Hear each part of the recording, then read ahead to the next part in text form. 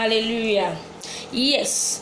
The second thing you have to talk about before you say I do to that man or to that woman, you need to talk about, are you guys going to be having a joint account, or you're going to be operating on a separate account? For some reasons, some husband will prefer operating on a separate account. Some wife will say joint account, and they want to have access to both. But it is really not that they are being selfish. It's just that for some personal reason, maybe as a result of the fact that as in the account is being used for some of their business transactions. They will need money often to run their business and all that. They have a lot of personal reasons why they will prefer operating on a separate account.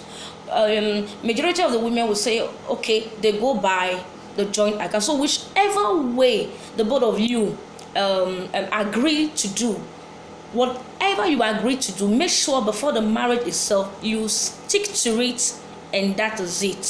So that when you eventually get married, if you are deciding on, we're going to be operating on a separate account, or we are going to be operating on a joint account, you stick to it and you stand by it. Or you could say, okay, we can be operating on our own separate account, but we'll have a joint account where at the end of the month we can be paying something into that account, so that if there's anything, maybe there's a house rent that needs to be paid, the children's school fees that need to be adequately taken care of, from that account they can withdraw it and do whatsoever thing they needed to do to be able to take care of the home front of the family.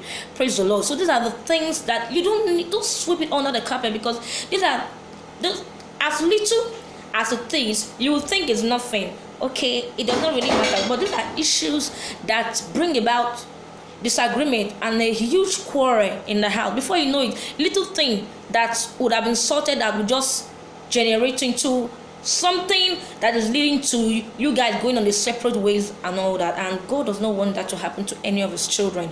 So you need to talk about that before you say I do to that man and to that woman. Then again, you need to talk about house chores, home chores. I know majority of our men believe anything that has to do with the house chores has to do with the women.